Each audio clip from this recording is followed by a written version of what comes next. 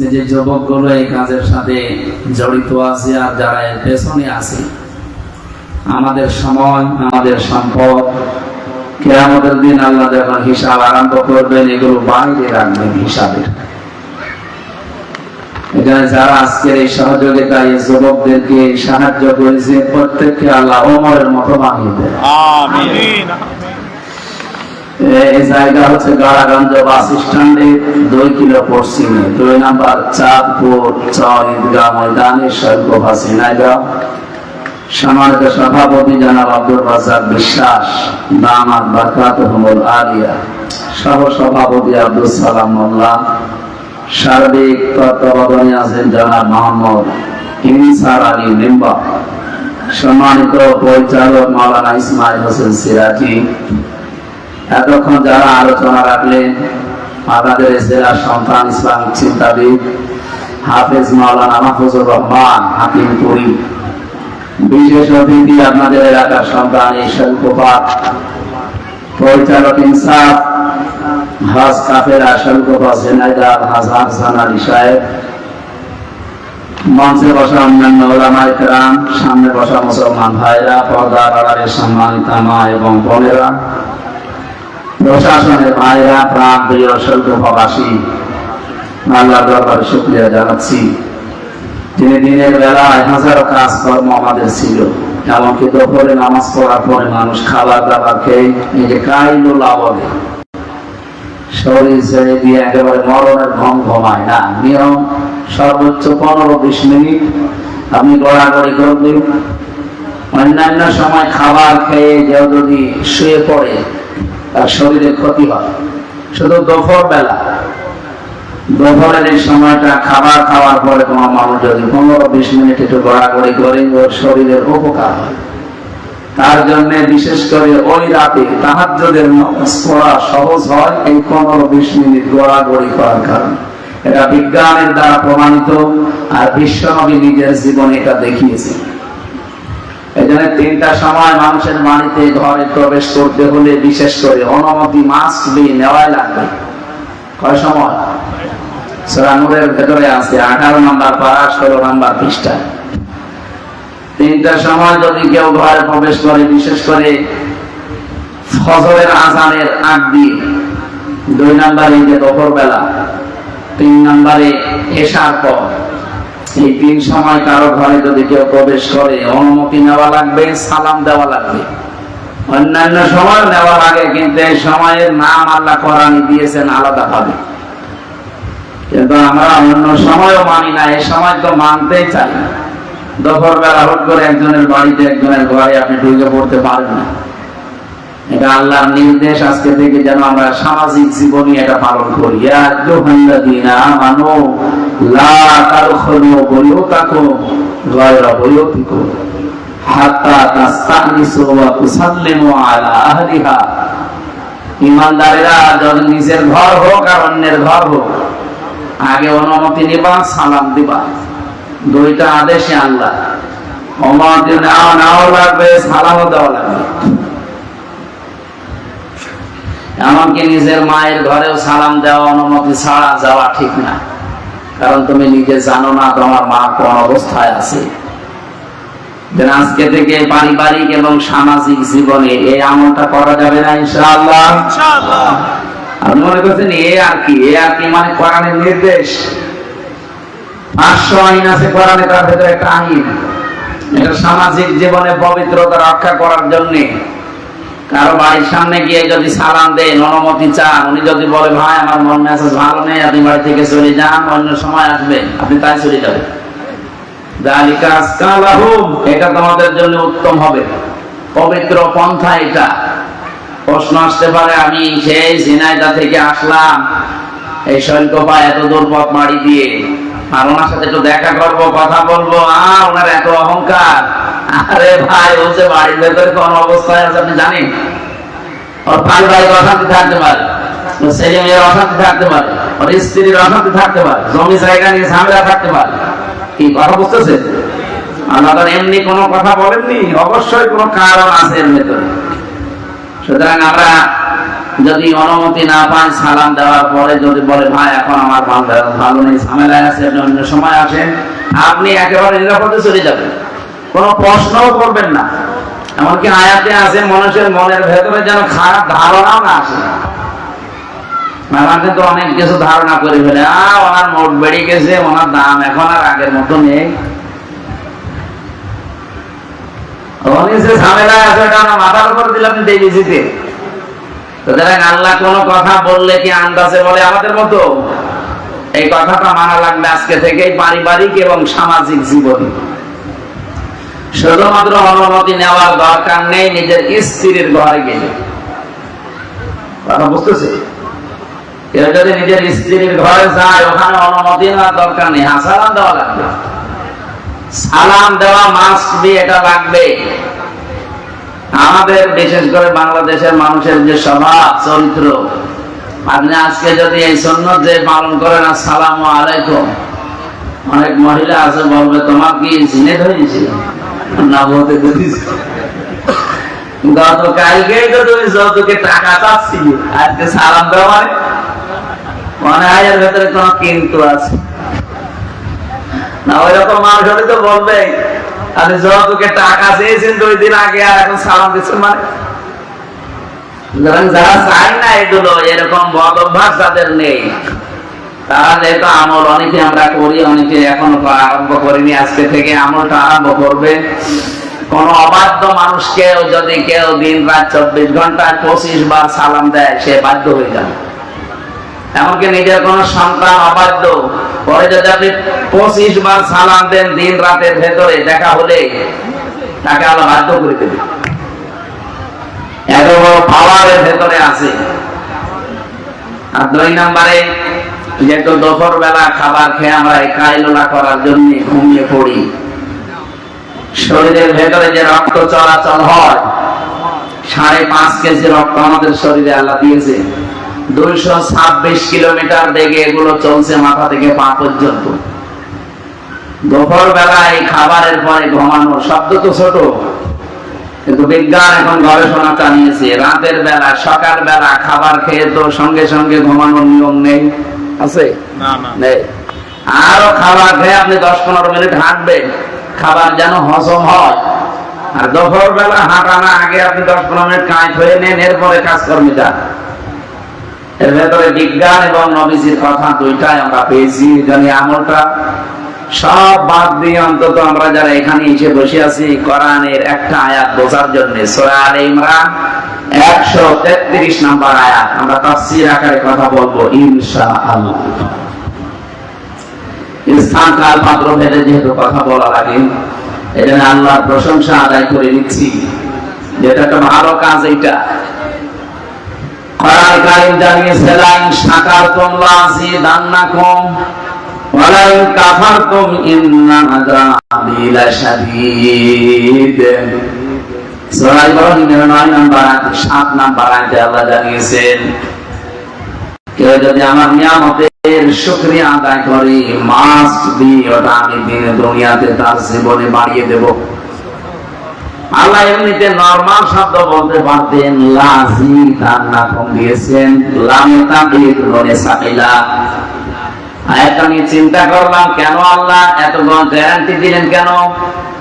তাফসীর পড়তে গিয়ে আমি দেখেছি, কেউ যদি কোনো নিয়ামতের শুকরিয়া আদায় করতে চায়, কমপক্ষে তাকে 3টা শর্ত মানা লাগবে। কয়টা? 3টা। আমি জানি না, একটা জানি না। এখানে যারা আছে মানে আলেম বাদ দিয়ে অনেকে জানিনি না যে শুকরিয়া আদায় করা লাগে কি করে। আমরা যে একটা কমন কথা পেয়েছি, টুটি পর্যন্ত খেয়ে একটা ঢেকর তুলি বলবো যে আলহামদুলিল্লাহ, হয়ে গেল নাকি? এটা একটা বাক্য।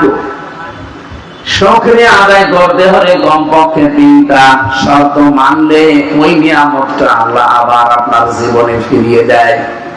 আর যদি ওই 3টা শর্ত কেউ না মানে, ওর জীবনে আল্লাহ এটা ফিরিয়ে দেবে না, কঠিন আযাবের ভেতরে ফিরিয়ে দেবে। লাশের তো আমাদের যে নিয়ামত আজকে, যেহেতু এটা নিয়ামতই চলছে, কারণ এখানে আসা বসা, শ্বাস প্রশ্বাসে নিঃশ্বাসে নেকি হচ্ছে।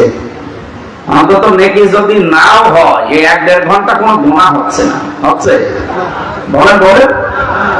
আর মাসে আমাদের নেকি হবে, যেটা নেকির সুসংবাদ তিনি নিয়ে এসেছেন, তিনি জানিয়েছেন আফদালুল ইবাদাতি তিলাওয়াতুল কোরআন, পৃথিবীর সবচাইতে উত্তম ইবাদত নফলের ভেতরে কোরআনের তেলাওয়াত যেটা এখন হচ্ছে।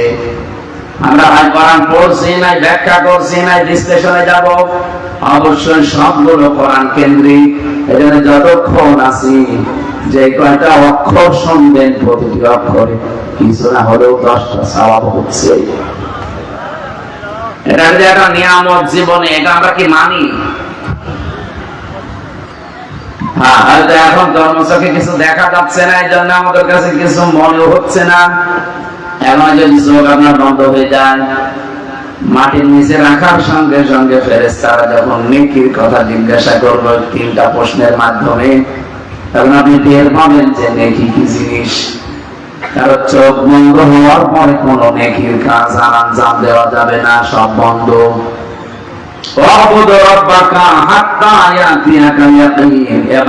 পর্যন্ত করা চাই যতক্ষণ মরণ না আসে। সুতরাং মরণের পরে যেহেতু সব বন্ধ, এর আগে যা করা লাগবে, আর সেই সময়টা আমাদের এখন। ওই সময় নেকির মূল্যটা, মর্যাদাটা যেহেতু বোঝা যাবে, একটা মর্যাদা কত বেশি। নবীকে বলেন ময়দানে মাশারে এমন কঠিন অবস্থা তৈরি হবে, মানুষ মাত্র একটা সওয়াবের জন্য জাহান্নামী হয়ে যাচ্ছে। আল্লাহ তাকে সুযোগ দিয়ে বলবেন পৃথিবীর আপনজনদের কাছে যাও। লোকেরা তখন হয়তো চিন্তা করবে যে আমার সবচাইতে আপন আমার মা, আমার বাবা, এদের কাছে একটু যায়। মায়ের কাছে যাওয়ার সঙ্গে সঙ্গে মা 500 বছর পর্যন্ত দেখবে পড়ে আছে, ওর পা ধরে, মায়ের পা ধরে 500 বছর পরে শেষ পর্যন্ত মা ওর মুখে লাথি দিয়ে বলবে দুনিয়ায় আমার বিয়ে হয়নি, ছেলেকে পাবো কোথায়? এটাকে আমি ইয়ার্কি মারছি? বলেন, এটা বাস্তব। এটা যে হবে আল্লাহ 1500 বছর আগে কোরআনে জানিয়ে দিয়েছেন। ইয়াউমা ইয়াফিরুল মারউ মিন আখিহি ওয়া উম্মিহি ওয়া আবিহি ওয়া সাহিবাতিহি ওয়া বানিহি ইলা আখির আয়াত। আল্লাহ বলেন প্রথমে মানুষ থেকে পালাবে তার ভাই, তার মা, তার বাবা। এখানে 7 প্রকার মানুষের নাম পেয়েছি আমি। প্রথমে ভাই। চিন্তা করলাম আয়াতটা নিয়ে, আল্লাহ দুনিয়ায় আপনজন তো মানুষের কাছে সবচাইতে বেশি ভাই না, আপনজনকে মা। বলেন বলেন, মা। কোরআনে আল্লাহ প্রথমে মায়ের নাম না দিয়ে ভাইয়ের নাম দিল কেন? এই আয়াতটা ভুল। না, আমরা 4 বছরে দেখতে পাই পৃথিবীতে সবচাইতে বেশি আপন আমাদের জন্য ভাই না মা? আল্লাহর কথা ভুল হয়ে যাচ্ছে না? আল্লাহ প্রথমে মায়ের নাম না দিয়ে ভাইয়ের নাম দিলেন কেন? তোমার ভাই আগে পালাবে। এর দ্বিতীয় নম্বরে আল্লাহ দিয়েছেন তোমাদের মা পালাবে, বাবা পালাবে। তারপর স্ত্রীর নাম আছে, সন্তানের নাম আছে, বন্ধুর নাম আছে। এরপরে পৃথিবীর আস্তে আস্তে দূরের লোক। আমি তাফসীরে 7 প্রকার মানুষের নাম এখানে পেয়েছি। ও ঝিনাইদহবাসী, একটু খেয়াল করে শোনেন। ভাইয়ের নাম প্রথমে দেওয়ার পেছনে কারণ হচ্ছে, আমরা দেখে দুনিয়াতে আমরা যদি কোনো গন্ডগোল, মারামারি, ফ্যাসাদ করি, দোষ আমার নিজের। এই যে পেছনে প্রশাসন বসে আছে, ওনাদের কাছে আমরা বিচার দিলাম, মামলা দিলাম, দোষ আমার নিজের। মারামারি করেছি আমি নিজে ইচ্ছা করে, মাথা ফাটিয়ে দিয়েছি একজনের। বাড়িতে যাওয়ার পরে মা বাবা শুনলে আমাকে মারতে যাবে, রাগ করবে। আর এমন এমন গোয়ার ভাই আছে, ভাই বলবে কি হয়েছে চল আমি দেখছি, অথচ কিন্তু জানি যে দোষ আমার। আমার দোষ জানার পর আমার পক্ষ নিয়ে বিপরীতে যারা আছে তাদেরকে মারার জন্য, তাদের ক্ষতি করার জন্য সে উদ্যত হবে। আল্লাহ জানেন প্রথমে ভাইয়ের নামটা দিয়েছেন এই কারণে। মনে মনে করতে যে দুনিয়ায় আমি অন্যায় করলো, ভাই আমার সাপোর্টে থাকতো, আমার পেছনে থাকতো, আমার সাথে থাকতো, আজকেও মনে আমার সাথে থাকবে। এটা আল্লাহ প্রথমে ভাইয়ের নাম দিয়ে জানাতে চেয়েছেন, বান্দাই ভাই কিন্তু আগে পালাবে। কি করে পালাবে আল্লাহ ধরন দিয়েছেন। আল্লাহ বলেন এফিরু মানে এই যে সাপে তাড়া দিলে মানুষ যেভাবে দৌড়ায়, বাংলায় আমরা অনেকে কষ্টি আছি না, যা মেহেরপুরে সমস্ত জেলায় বাংলায় কি বলি, খেচ্ছে দৌড়। যদিও শব্দটা একটু ঝামেলা, কি বলে বলে তো, খেচ্ছে দৌড় দিয়েছি। আরবি শব্দের অর্থটা বাংলায় এটাই দাঁড়ায়, মানে এরকম মাজা তুলে দৌড় দেওয়া। যেমন বাঘে তাড়া দিলে মানুষ দৌড়ায়, সাপে তাড়া দিলে দৌড়ায়, এমনকি পুলিশের তাড়া দিলেও দৌড়ায়। দৌড়ায় না? পুলিশের তাড়া ধরতে পারেন, এর নাম আরবিতে ইয়াফিরু হবে। এত জোরে দৌড়াবে ওর পিছ পাওয়া যাবে না। এরপরে মা বাবা স্ত্রী সন্তান বন্ধু দুনিয়ার নেতা খেতা যারা আছে তাদের আল্লাহ পাক বলেন এই 7 প্রকার মানুষে যদি তোর বিপদ দেখলে দৌড়ায়, কি মনে হয় বান্দা তুই বল তোর কাছে আর কত আপনজন আছে যে তারা তোর সামনে এসে দাঁড়াবে। আমাদের একটা ভ্রান্ত ধারণা আছে যে আমার কোনো চিন্তা নেই, যে আমার বাবা আছে, এরকম একটা বাবা থাকলে আমার সব যথেষ্ট। কিয়ামতে নাকি বাবা আমার সামনে আসবে। কে বলেছে আপনাকে? আমি বলে তো আপনার ভাই যেখানে পালিয়ে যাচ্ছে, আপনার মা পালাচ্ছে, আপনার বাবা পালাচ্ছে, আপনার স্ত্রী পালাচ্ছে, এমন কোন পাগল পীর আছে যে আপনার সামনে এসে দাঁড়াতে পারে? ও তো বলবে যে আল্লাহ আমি পীরই ছিলাম না, ও আমার মুরিদের দাবি করে আমি তো পীরই ছিলাম না। ওর মা যেখানে দৌড়াচ্ছে আর এসে বলছে আমি অমুকের মুরিদ ছিলাম। কিসের মুরিদ? আমার কথা হচ্ছে এখানে যে মানুষগুলো পৃথিবীতে আল্লাহর দ্বীনের দিকে মানুষকে ডাকে, হক পথে ডাকে, শিরিক বেদাত থেকে মুক্ত করার চেষ্টা করে, শিক্ষার জন্য আপনি তার কাছে যাবেন। যেটা ফাসাদু আহলাদ যিকরি ইন কুনতুম লা তাআলামুন, আয়াতের বাস্তব প্রমাণ। যারা জানেন না, যারা জানে তাদের কাছে জেনে নেবেন। এর নাম শিক্ষক, মুআল্লিম, পীর, উস্তাদ যাই বলেন। কিন্তু যে ভণ্ড আর শিরিক করাবে আপনাকে, কিয়ামতের ভয়াবহ জীবনে কোনদিন সে আপনাকে বলে না, আর আপনার কাছ থেকে ধান্দাবাজি করে, বুঝবেন ওটা আসলে একটা ধান্দাবাজ। এই কথা বলেন না কেন? পীর ধরার জন্য আপনার লোক বাংলা চলে যাচ্ছে না, ৮রশি ওকে পীর শিরিকের কারখানা তৈরি করেছে ওর দরবারে। এলাকায় যদি কেউ থাকেন সতর্ক হবেন, কারণ আপনার চাইতে আমি নিজে দেশে দেখেছি, হাদিসের সাথে মিলিয়ে দেখেছি দরবার গুলো টেকে না, এগুলো সব ভণ্ড। আমার ক্ষমতা থাকলে আমি নিজে তুলে দিতাম, যেহেতু আমাদের আয়ত্তের বাইরে, আমরা শুধু ফতোয়া পর্যন্ত দিতে পারছি, এ পর্যন্তই নিলাম।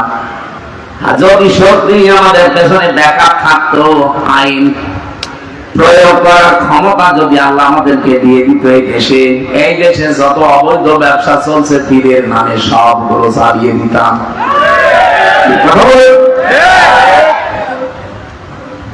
আমি জেলে যাওয়ার আগে 20 সালে একবার একটা ফতোয়া দিয়েছিলাম আমার গ্রামে কুষ্টিয়ায়, জেনার ফতোয়া।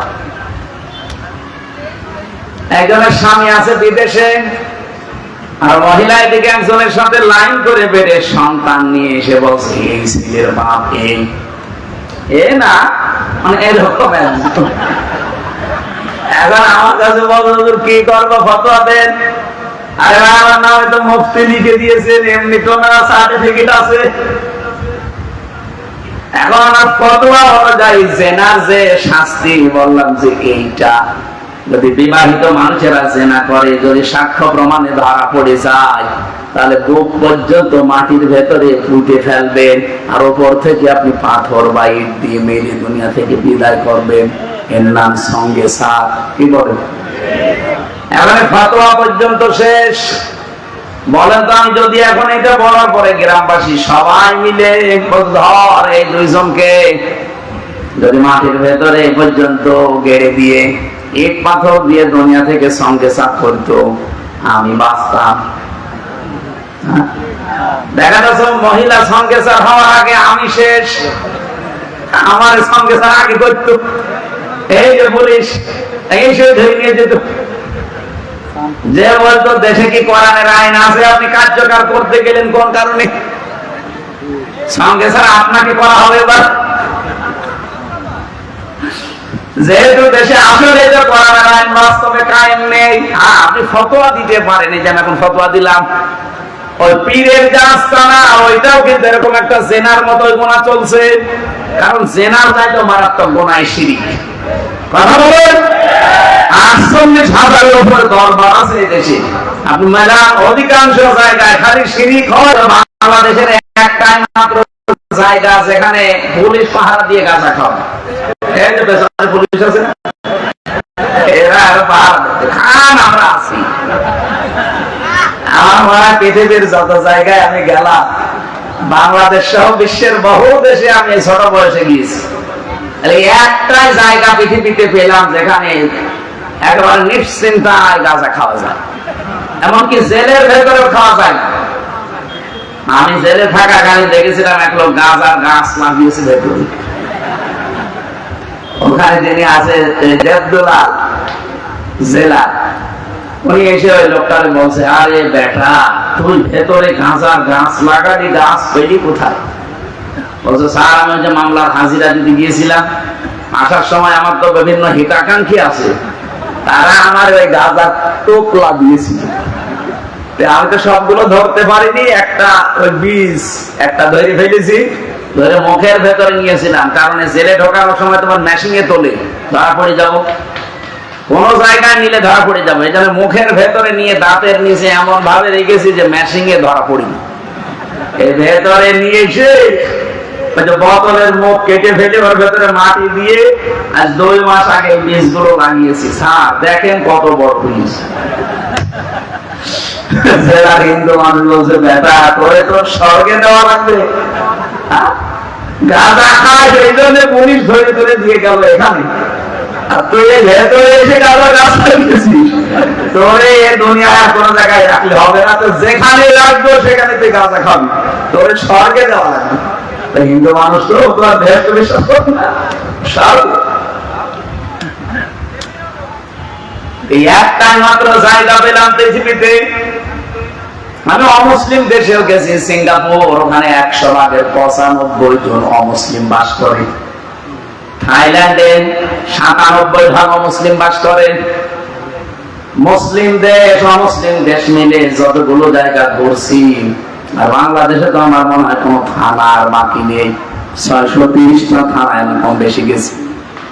একটাই মাত্র জায়গা কুষ্টিয়ার কুমারখালীর শেওড়িয়া লালনের মাজার, যেখানে নিশ্চিন্তায় আল্লাহর নামে ওরা গাঁজা খাচ্ছে। আবার পুলিশে পাহারা দেয় ধরে ধরে, যে কেউ কিছু বলবে না, খান, অন্তত 3 দিন তো ফ্রি। আমার তো মনে হয় সারা দেশ আপনি করিয়েছে কয় মন গাঁজা না পাবেন, লালনের মাজারে তার চাইতে বেশি গাঁজা পাওয়া যায়। অথচ মানুষ কিন্তু ওখানে যারা বিভিন্ন ডিস্ট্রিক্ট থেকে আসে, একটারও খারাপ নিয়ত নেই, সবার নিয়ত যে আমি আল্লাহর ওলির দরবারে যাচ্ছি, লালন সাইজির মাজারে যাচ্ছি, আমি ভালো হওয়ার নিয়তে যাচ্ছি। এসে কি ভালো হয় না খারাপ হয়? আগে হয়তো বিড়ি বিড়ি খেত না, এখন বিড়ি খা। আগে গাঁজা কি বুঝতো না, এখন গাঁজা নিজে খা। ও কি ভালো হয়েছে না খারাপ হয়েছে? আর বাকি যে জিনিসের নাম তো বলা গেল না। শিরিক চলে, বেদাত চলে, এই জায়গাগুলো তো জেনা করার চাইতেও খারাপ, মানুষ হত্যা করার চাইতেও এই শিরিকটা খারাপ। কারণ মানুষ হত্যা করে যদি আপনি কিছু তাকে দিয়ে দেন, যে যাকে হত্যা করেছেন তার বাবা মা, তার স্ত্রী, সন্তান, তাদেরকে যদি আপনি জরিমানা দিয়ে দেন, দিয়ত দিয়ে দেন, যদি বলেন যে আমি মেরে ফেলেছি এখন করব কি, আপনি এই বাবার জন্য 5 লাখ টাকা আপনাকে দিলাম, উনি যদি বলেন না 10 লাখ টাকা দেন আপনাকে মাফ করে দেব, যাকে মেরে ফেলেছেন তার ছেলে মেয়ে, তার বাবা মা যদি এই টাকাটা নিয়ে আপনারে মাফ করে দেয়, আপনি মাফ পেয়ে গেলেন। কথা বুঝতেছেন? আমাদের দেশের যে আইন কানুন গুলো ব্রিটিশের আইন দিয়ে চলছে। এই যে মানুষ মরে গেলে 8 বছর 10 বছর 15-20 বছর জেল খাটে, এরপরে হয়তো তার ফাঁসি দিয়ে দেয় না। এটা দ্বারা আপনার মাফ হবে না। মাফ পাওয়ার জন্য 15-20 বছর 22 বছর এখন 30 বছর করে জেল দেয়। এই জেল খাটা আসলে এই পাপের শাস্তি না। শাস্তি হচ্ছে কেউ যদি কাউকে অন্যায় ভাবে মেরে ফেলে, তার প্রথম শাস্তি তাকে মেরে ফেলা লাগবে। এটা যদি না করে ওর আত্মীয় স্বজনের ভেতরে যারা যদি বলে যে না আপনি 5 লাখ টাকা দেন, আমার বাবার হত্যাকারী আপনাকে মাফ করে দেবো, তাহলে টাকা দিলে আপনি মাফ পাই যাবেন। তাছাড়া আর কোনো বাইরে কোনো নিয়ম নীতি নেই। কিন্তু নিয়ম গুলো চলছে ব্রিটিশের, তো এ কারণে আজ হাজারো মানুষ এ কারণে ঢুকে ঢুকে জেলখানায় মরছে। ওই 18-20 বছর 22 বছর জেল খাটার পরে তখন ফাঁসি দিয়ে দেয়। কিন্তু মাঝখান থেকে যে 22 বছর 30 বছরের জেলে যে কি কষ্ট, আর ফাঁসির আসামি যারা তাদের তো রাখে কন্ডেম সেলের ভেতরে 24 ঘন্টা তাদের তালা লাগিয়ে রাখে, যতদিন ফাঁসির আদেশ মানে কার্যকর না হবে 24 ঘন্টা ওদের তালা লাগানো। এই নিয়মটা পাল্টাতে আমি বারবার বহু জায়গায় বলেছি, এবং কি আন্তর্জাতিক যে সেমিনার গুলো এখানেও তুলে ধরেছিলাম যে এই নিয়ম পাল্টা। ব্রিটিশের আইন আপনি এই হাজার হাজার বছর, এই বাংলাদেশ 54 বছর স্বাধীন হয়ে গেল, এখনো ব্রিটিশের আইন চলবে কোন কারণে? যদি ওটার দ্বারা মানবতার উপকার হতো তো চলতে দিতাম, ওটার দ্বারা মানবতার ক্ষতি হচ্ছে। একটা মানুষ হত্যা করার পর হত্যার যে বিচার আছে ওইটা না করে আপনি আন্দাজে তার 30 বছর জেলে রেখে শেষে ফাঁসি দিয়ে দিলেন। এই দেশে ও ভেতরে যাওয়ার পরে ও তার বাইরের কোনো খবর জানে না। এইদিকে তাকান, একটা মানুষ হত্যা করার পরে সে ভেতরে গেল জেলখানায়, কত বছর? 30 বছর জেল দেবে তার, যদি যাবজ্জীবন হয় 30 বছর। কমপক্ষে তার 22 বছর একাধারে জেল খাটা লাগবে, তাও ভেতরে কাজকর্ম করি। এরপরে যদি বলে না ওর ফাঁসি বহাল আছে, আপনাকে ফাঁসি দিয়ে দিল। এটা আপনি 18-20 বছর 22 বছর 30 বছর একাধারে জেল খাটলেন, আপনি কি ভেতর থেকে বাইরে কাউকে কিছু জানাতে পারছেন, কিছু দেখাতে পারছেন যে আপনার কষ্টটা? আপনি নিজের কষ্ট নিয়ে নিজে দুনিয়া থেকে বিদায় দিলেন। এই পৃথিবীতে কি হত্যায় ভাবে বন্ধ হওয়া সম্ভব? আল্লাহর নিয়মটা আল্লাহ খেলা করার জন্য দেয়নি, সব চিন্তা ভাবনা করে দিয়েছে। যদি ওইটা আমাদের দেশে আমরা পালন করতে পারতাম যে হত্যার বদলে হয় হত্যা, না দেখে মেরে ফেলেছেন তার দিয়ে দেওয়া লাগবে। এই দেশে এই 71 সালের পর থেকে একটা মানুষ হত্যা হইত না। 24 সালে 2732 জন মানুষ হত্যা হয়েছে, সরকারি জয়ী, বেসরকারি তো আরো বেশি। একটা মানুষ যদি তাকে মেরে ফেলা লাগে, এর সাথে যারা ডাইরেক্ট ইনডাইরেক্ট জড়িত তাদের কোন শাস্তি এখন পর্যন্ত দৃশ্যমান হয়েছে? কিছুই হয়নি। এই জন্য তো মারামারি হত্যা এখন থামছে না। কালকে এক জায়গায় রাতের বেলা আওয়ামী লীগের একজনকে পিটিয়ে মানুষ উল্টো করে টাঙিয়েছে। আপনাদের এই ঝিনাইদার উনি না, ওটা চট্টগ্রামের ওই লাইনে কালকে রাতে একজনকে ধরে এমন রাগ ছিল তার উপরে, উল্টা করে ধরেছে, ধরে পিটিয়ে মেরে ফেলির জায়গা লোহাগাড়া।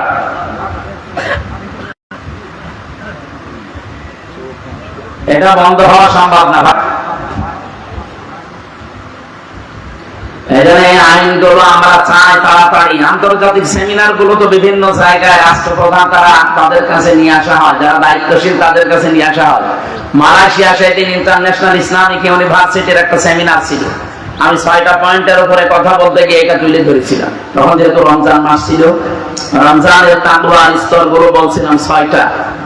তার ভেতরে এটা একটা ছিল যে আমাদের মুসলিম বিশ্বের বিভিন্ন দেশে, প্রায় 57টা দেশ আমরা মুসলিম দেশ, এখানে এখনো পর্যন্ত ব্রিটিশ আইন, মানুষের তৈরি করা আইন চলে। এই আইন দিয়ে পৃথিবী পাল্টানো সম্ভব না। সাময়িক হয়তো শান্তি আসতে পারে, কিন্তু চর্মচোখে দেখে ওর উপরে মানবতার জন্য আরো অশান্তি নেমে আসে। এই জন্য এগুলো সব আস্তে আস্তে পাল্টান। মালয়েশিয়াতে অলরেডি 2004 সাল থেকে পাল্টানো আরম্ভ হয়েছে।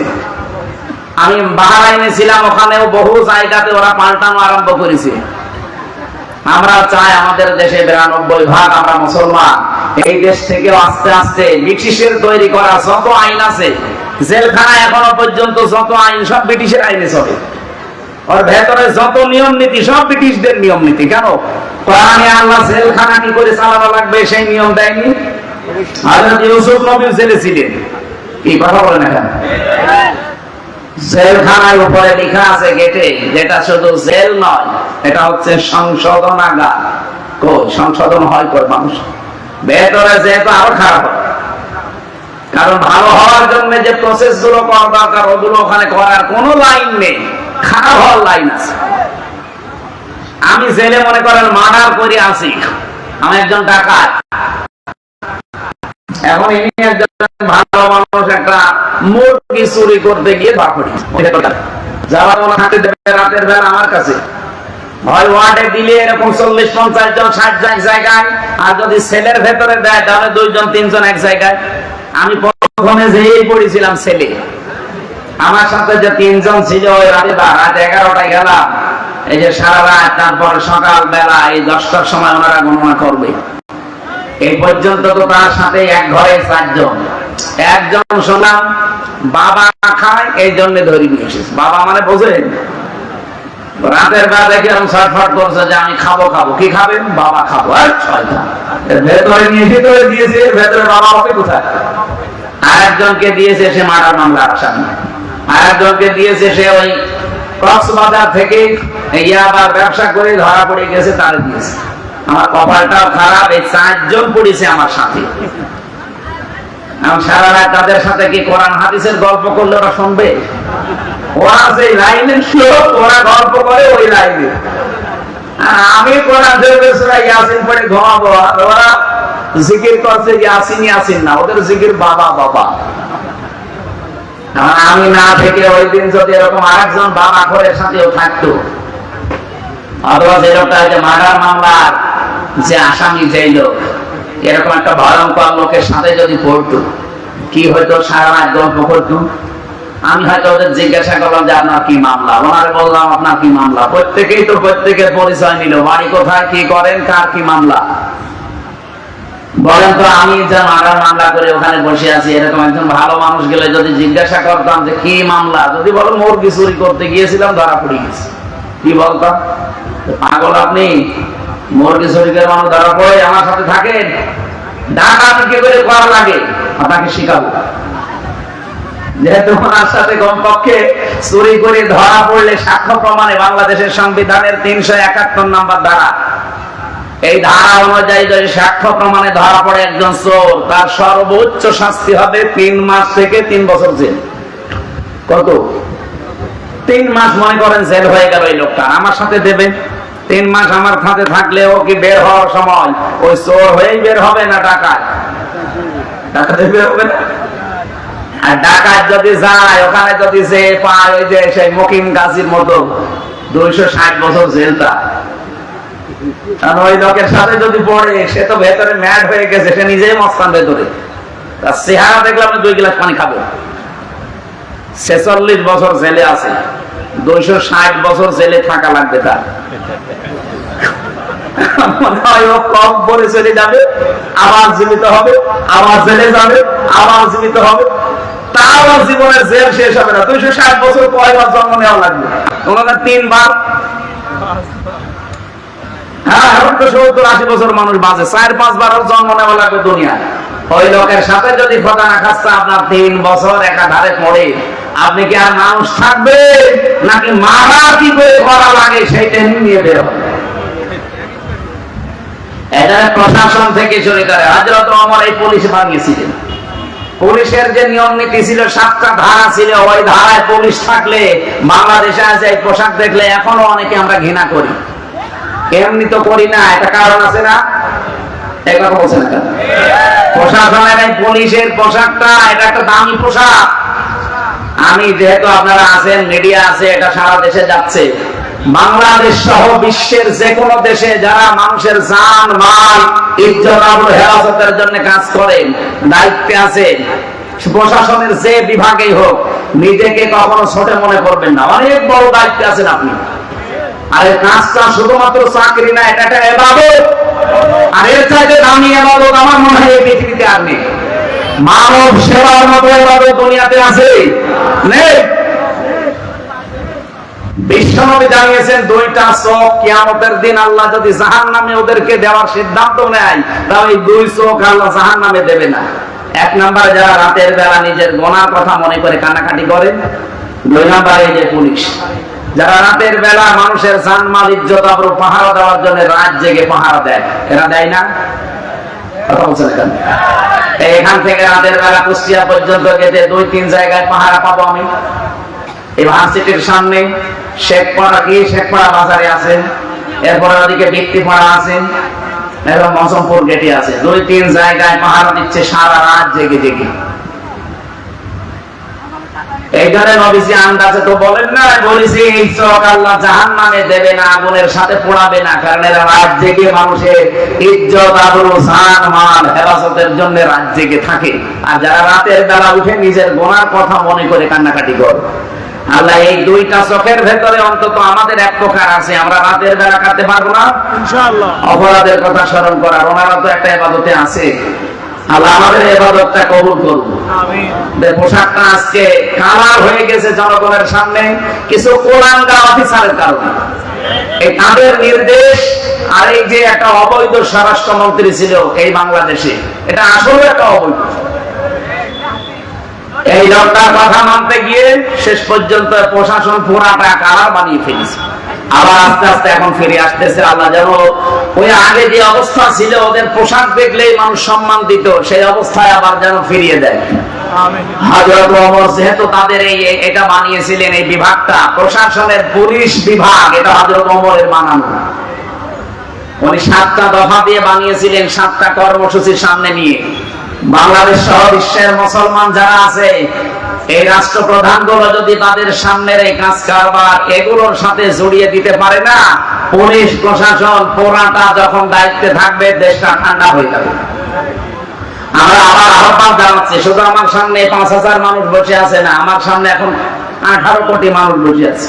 এই যে এগুলোর দ্বারা যারা উপরে আছেন সবাইকে, কালকে সচিব দল দিয়েছিল, শিক্ষা সচিব, মানে একটা মাহফিল নেবে।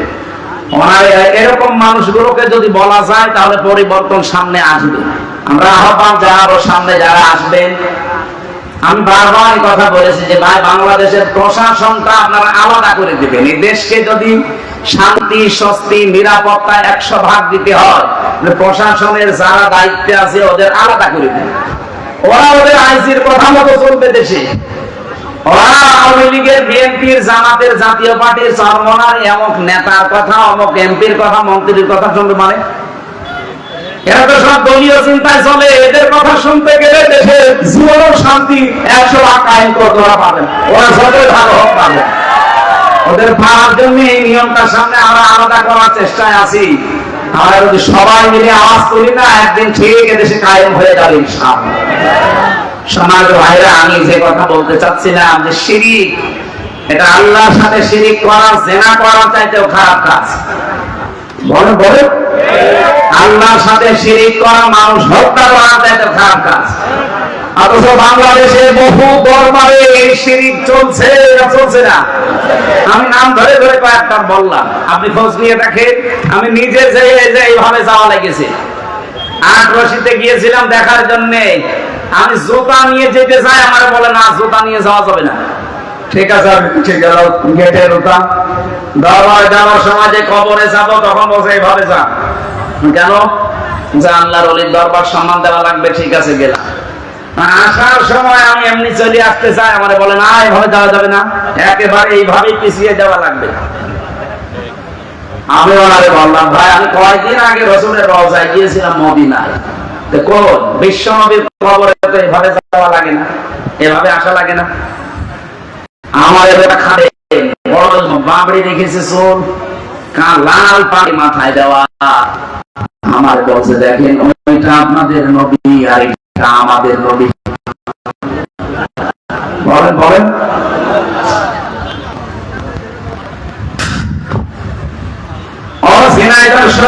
মানুষেরা যে কথা তুলেছিলাম, ওই কথাটা রিপিট করছি আবার। এই পৃথিবীতে মা বাবা যদি বলে, ভরসা করিয়ে আছেন যে আমি বাবার আমি সামনে দিয়ে বলতে পারি, ওকে অস্কার করে আল্লাহ আমি ছিলাম না, মরে খাবো কোথায়? কারণ আমি নিজের চিন্তায় বাঁচে না, ওর ধামেরা ঘাড়ে নিয়ে আমি মরবো। এদের শিক্ষিত মানুষ আপনারা, অন্তত বিবেক তো আছে, কার উপরে ভরসা করবেন না। ভরসা শুধু হবে আপনার নিজের কাজকর্মের উপরে। কথা বুঝতেছে? যতটুকু কাজ দুনিয়াতে করেন আপনি দেখবেন এই কাজ দিয়ে কিয়ামতের বিশাল এই জীবন পার হওয়া যাবে কিনা। আল্লাহ জানিয়েছেন, ইয়াবাদুল মুজরিমু লা ইয়াস্তাতি মিন আযাবি ইয়াউমিন বিবানি ওয়া সাহিবাতিহি ওয়া আখিহি ওয়া ফাসিলাতিহি আল্লাতী তুওয়ি ওয়া মান ফিল আরদি জামিআন সুম্মা ইউনজি ইলা আখির আয়াত। সূরা মাইদার ভেতরে আছে 11 নম্বর আয়াত থেকে শুরু। আল্লাহ বলেন কিয়ামতে ভয়াবহ দৃশ্য দেখার পরে বহু মানুষ বলবে, আল্লাহ আমার সন্তানকে আমি তোমার কাছে মুক্তিপণ হিসাবে দিয়ে দিলাম, আমাকে তুমি মুক্তি দাও। এদিকে তাকান, এত কঠিন অবস্থা কিয়ামতে আল্লাহ পয়দা করবে যে মানুষ তার প্রথমে সন্তানকে বলবে, আল্লাহ এটা দিয়ে দিলাম কি হিসাবে? বলে বলে মুক্তিপণ। কোন দিকে তাকান আপনি?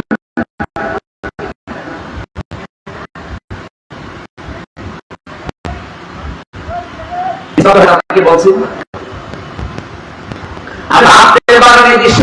আমাদের সামনে সামনে আসতেছে। কিয়ামতের দিন আপনি প্রথমে আপনার সন্তানকে বলবেন, নেন এটাকে দিয়ে দিলাম, এর মুক্তিপণ হিসাবে রেখে দে। কি বলে আরেকটা বাংলা? জিম্মা। কেন আরো জিম্মা মানে আমি দিয়ে দিলাম, আপনি যা করবেন করেন, আমারে বাঁচিয়ে দেন। আরেকটা জ্ঞান রাখছে আসলে এখানে আমাদের দিন নাকি আমারে হাফসাকে আল্লাহকে বলবো যে হাফসা দিয়ে দিলাম। আমি আরেকটা পড়ার পরে আমার বল না, এটা তো কেমন যেন মেলে না। জানে হাফসাকেও কিয়ামতে আল্লাহর কাছে মুক্তিপণ হিসাবে দিয়ে বলবো, আমারে তুমি বাঁচাও, এর দিয়ে দিলাম। এটা তো আমি নিজের জীবনেই মিলাতে পারছি না। আজকে আমার ছোট মেয়েটা আমার হাত থেকে পড়ে গিয়েছিল, পেছনে লাগার পর ওর মাথা ফুলে গেছে। আমার মনে হচ্ছে যে ওর মাথায় লাগেনি, লাগিয়েছে আমার কলিজায়। এত বেশি ভালোবাসার উপরে জন্ম তৈরি করে দিয়েছে। এই যে ভালোবাসা তো তৈরি করলো কে? আল্লাহ। এরকম হাফসাকেও কিয়ামতের দিন আল্লাহরে বলবে, এইটা নিয়ে আমারে কিছু বলবেন না।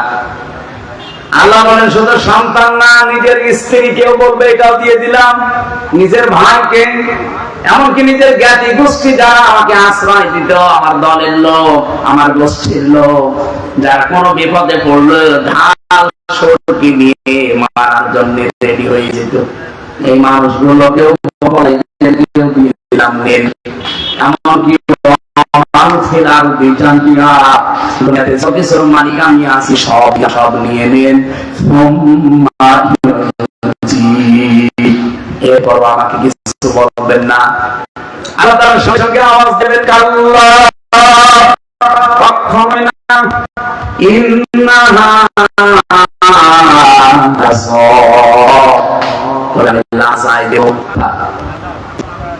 লাযা কি? এটা জাহান্নামের একটা স্তরের নাম, দরজার নাম। তোর আমি এই দরজায় প্রবেশ করব।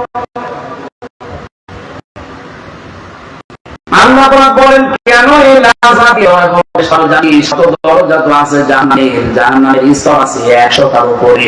আমরা মাত্র 7টা জানি, হাবিয়া, হোতমা, সাকার, সাঈর, জাহান্নাম, তারপর লাযা, এরকম 7টা আমরা খুব বেশি হলেও জানি।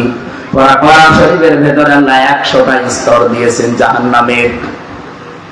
এই স্তরগুলোর ভেতরে মারাত্মক 2টা, তার ভেতরে লাযা একটা। রব্বুল আলামিন বলেন, লাযা শোনার পরে তোরা কি বুঝতে পারলি কি এটা জিনিস? কত কঠিন জায়গা এটা। কাল্লা ইন্নাহা লাযা নাযাআতান লিশ-শাওয়া। এখানে শুধু প্রবেশ করতে দেরি, সঙ্গে সঙ্গে চামড়া খুশি করে দেবে। ঝিনাইদহবাসী বলেন তো, এখানে যারা আমরা আছি এমন কোন ঘর দেখেছেন বাংলাদেশে যেখানে দিলে চামড়া খসে যায়? না, আছে। হয়তো আপনাকে দেওয়া হয়নি। এই যে বাজারে মুরগি কিনতে গেলে দেখা যায় এমন একটা মেশিন এর ভেতরে দেয়, দেওয়ার সঙ্গে সঙ্গে চামড়া। দেখেননি? আমি তো কুষ্টিয়াতে দেখেছি মেশিনটা। যদি বলা হয় চামড়া আমি নেব না, জবাই করার পরে পেট চিরে নাড়ি ভুড়ি ফেল দিয়ে এরপরে মেশিন এর ভেতরে ধরবে, ও পশম যা আছে, ও পাকনা মাকনা যা আছে, ওর ভেতরে যে চামড়া একবারে খসে চলে যাবে। তাও মেশিন এর টিপ দিয়ে ধরে রাখা লাগে। আমি এখান থেকে আয়াতটা নিয়েছি। আল্লাহ বলেন নাযাআতান লিশ-শাওয়া, এমন একটা লাজা ঘরে প্রবেশ করাবো, মেশিন টিপ দেওয়া লাগবে না, শুধু দরজা দিয়ে প্রবেশ করালে আগে চামড়া খসে পড়ে যাবে। রিমান্ডের আমি কয়েকটা বর্ণনা দিচ্ছি শিক্ষার জন্য এই আয়াত থেকে। আমার আগে একজনকে ছাত্র দলের এক ভাইকে নিয়ে গেল চট্টগ্রামে বাড়ি ওনার। এই যে পুলিশ বসে আছে, যদি রিমান্ডের দায়িত্বে থাকে ওনারা জানবে। একটু পরে দেখি আওয়াজ আসতেছে, গমড়াচ্ছে কান্নার। কিছুক্ষণ পরে দিয়ে গেল, জিজ্ঞাসা করলাম কি হয়েছে, আঙ্গুল গুলো দেখালো, যে আঙ্গুল গুলো একটা তুলে নিয়েছে, এই নখ। আমাদের কাছে এমন একটা মেশিন আছে, চেয়ারে বসাবে আপনারে, হাতের সাথে ক্লিপ লাগিয়ে দেয়, পায়ের সাথে ক্লিপ লাগিয়ে দেয়, মাথায় এই জায়গায় একটা ফিতা বেঁধে দেয় দড়ির সাথে। একটা মেশিন নিয়ে সেই হাতের সাথে এভাবে ধরবে, পায়ের সাথে এভাবে ধরবে, শুধু একটা টিপ দেওয়ার পরে আস্তে করে এই নখ গুলো খুলে চলে আসবে। শুধু নখ খুলে আসলে তো হয় না, শরীরে এমন কিছু জায়গা আছে যেখানে কিছু খসে গেলে ফিনকি দিয়ে রক্ত বের হয়, তার ভেতরে নখ একটা। আপনি নখ খুলে দেখেন, দেখেন ফিনকি দিয়ে রক্ত বের হয়। রক্ত বন্ধ করার জন্য তো ঔষধ দেওয়া লাগে। আমার নিজে ওই ভাই বলছিল যে আমার এই জায়গায় লবণ ছিটিয়ে দিয়েছে। লবণ আবার দুই প্রকার হয়, দেখবেন একটা মোটা মোটা আর একটা মিহি পাতলা। ওই মোটাটা দিলে অত চলে না, কিন্তু পাতলা যেটা ওই যে মোল্লা সল্ট, দেখেছেন মোল্লা সল্ট, ওটা আপনি দিয়ে দেখেন কোনো কাটা জায়গায়, আর যদি রক্ত প্রবাহিত হতে থাকে কি জ্বলা যন্ত্রণা যা হয়, সে ছাড়া এটা বোঝানো যাবে না। আওয়াজ করে লোকটা চিৎকার শুনে ওই দিন দেখেছিলাম যে আল্লাহ করে কি। আমার এখানে একটা চাপ দিয়েছিল সেই 21 সালের প্রথম দিকে, রিমান্ড আমরা যখন টাঙিয়েছিল উপরে, খালি একটা চাপ দিয়েছিল প্লাস দিয়ে, আমার তার নখ তোলেনি। তাহলে এই চাপের কারণে যা 4.5 বছর চলছে, এখনো পর্যন্ত দাগ হয়ে আছে, এখনো মেলে না। খালি তার একটা আঙ্গুল। আর নাযাআতান লিশ-শাওয়ার বর্ণনা ফি জিলালিল কোরআন লিখেছে, আমার মনে হচ্ছে এটার সাথে আমি মিলিয়ে আমার নিজের জীবন একটু ঘটিয়েছি। আল্লাহ বলেন একটা ঘরে শুধু প্রবেশ করাবো, সঙ্গে সঙ্গে চামড়ার এই নখ সব খসে পড়ে যাবে 1 সেকেন্ডে। ওই লোকটাকে নিয়ে মেশিনে বসিয়ে ওনার শুধু নখ তুলেছে, তাও কত সময় লেগেছে, কষ্ট পেয়েছে। আর আপনারা শুধু ঘরে ঢোকাতে দেরি, সব খুলে চলে যাবে সঙ্গে সঙ্গে। আল্লাহ বলেন কঠিন অবস্থা কাদের জন্য জানো? তাদনু মান আদবারা ওয়া তাওয়াল্লা ওয়া তামান্না ফাআওয়া। এখানে দুইটা বিষয় আছে দুনিয়াতে, যারা এগুলো করবে তাদের এই ঘরে আল্লাহ প্রবেশ করাবে। এক নম্বরে যাদেরকে সত্যের দিকে ডাকা হয়, আল্লাহর বিধানের দিকে, সত্যের দিকে ডাকার পরে দুনিয়ার কোন স্বার্থের দিকে তাকিয়ে সে আল্লাহর বিধান ওভারটেক করে চলে যায়। আর এই শ্রেণীর মানুষ বাংলাদেশে বেশি।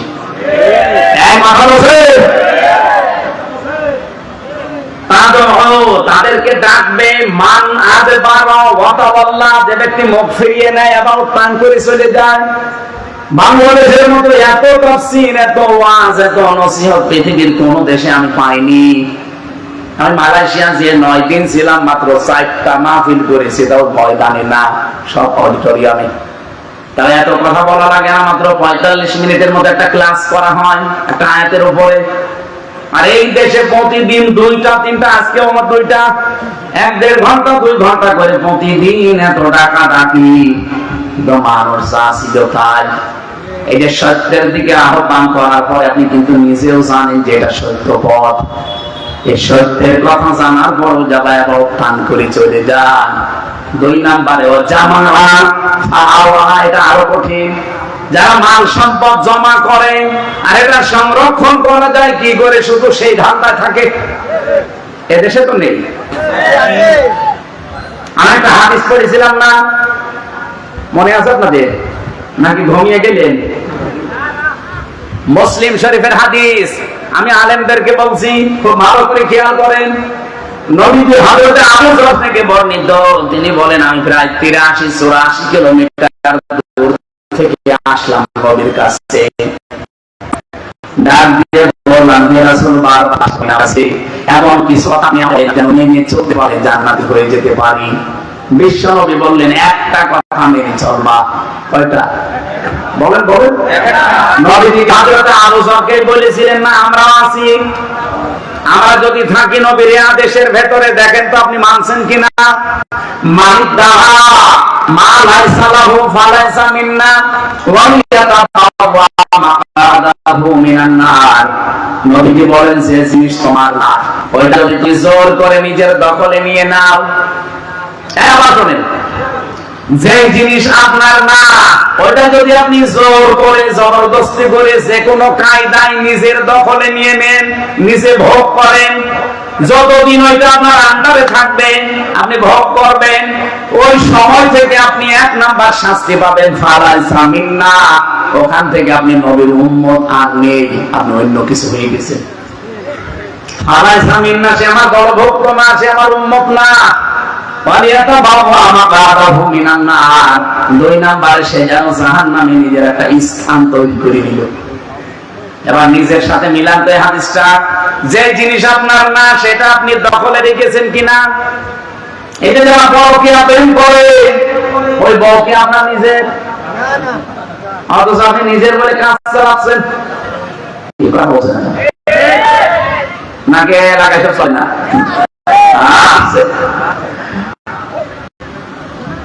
যে জিনিস আপনার দখলে থাকা বৈধ না, অন্যের বউ, অন্যের মেয়ে, অন্যের বেটা বউ আপনি নিজের দখলে নিয়ে বিভিন্ন কায়দায় আপনি কাজে লাগাচ্ছেন।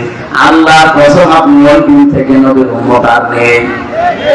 এমনকি আগস্টের 5 তারিখের পর থেকে বাংলাদেশে এই 9 মাসের ভেতরে বহু মানুষ যেটা জান না সেটা সে দখল করে নিজের আয়ত্তে নিয়ে নিয়েছে। এটা জোরে বলার দরকার, এটা দিনকাল এখন ভালো না, এত জোরে বললে হবে, পুলিশ আসে ধরে নিতে হবে।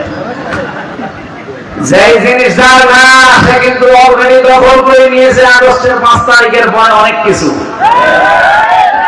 না কেন বেশি বলে ফেললাম? কারা কারা এগুলো করেন হাত তোলে তো। এখানে এসব নেই, আর এগুলো যারা করে তারা এখানে আসে না। না এরকম মানুষ যদি কেউ থাকে আর আপনি যদি তার সাপোর্ট করেন, তাকে ভালোবাসেন, সমর্থন জানা, আপনিও কিন্তু ওই অন্যায়কারীর পক্ষ নেওয়ার কারণে নবীর উম্মত নেই। কারণ যে লোকটা অন্যায় করে আর যে অন্যায়ের সাপোর্ট করে, দুইজনের সমান অপরাধ। আমাকে বেশি বলে ফেলা, এরকম মানুষ নেই দেশে। আগস্টের 5 তারিখের পর আমরা এখন দেখছি কেন? হ্যাঁ, এখানে হাদিসের টিকার একটা কথা লেখা আছে, আমি এই আলেমদের জন্য বলছি। এদিকে তাকা।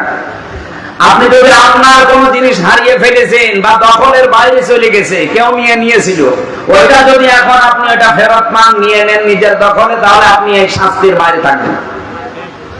কথা বোঝাতে পারি না? না, আপনি কথা বোঝেন না।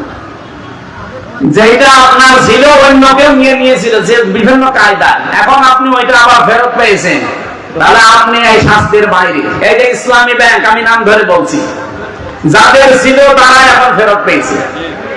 কি তারা কি জোর জবরদস্তি করে দখল করে নিয়েছে? তাদের জিনিস আপনি এতদিন ভোগ করছিলেন, কেড়ে নিয়েছিলেন, তারা এখন ফেরত পেয়েছে। অসুবিধা কি? হ্যাঁ, কারো যদি বাজার দখল হয়, কারো দোকান দখল হয়, বাড়ি ঘর দখল হয়, জমি দখল করে নেয় কেউ, কারো কাছে টাকা কেউ মেরে খান, সময় যদি পান ওগুলো ফেরত নেন, আপনি এই শাস্তির আওতার বাইরে থাকবেন। যদি না বুঝে থাকেন, এদিকে আসেন, আসেন। এমন জোরে কানের নিচে দুটা দেবো না, সব বুঝে ফেলবো। এত বাংলায় বলার পর বলে হুজুর আমি বুঝি না, বুঝি না।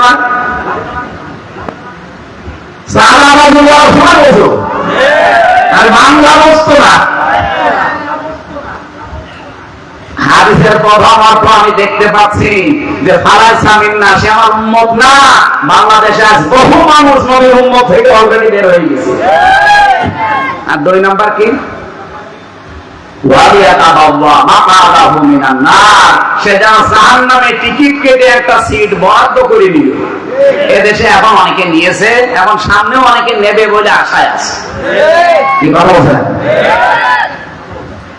এই যে আজ হিন্দুরা যে সমস্ত বাড়ি ঘরগুলো দখল করে নিচ্ছে, আমাদের মুসলমানদের দেওয়া অর্থ করা সম্পদগুলো আজ অবৈধ আইন তৈরি করে একটা পর একটা দখল করছে, আর আল্লাহর ঘর মসজিদগুলো তারা মাটির সাথে মিশিয়ে দিচ্ছে। এই পৃথিবীর সবচেয়ে বড় অবৈধ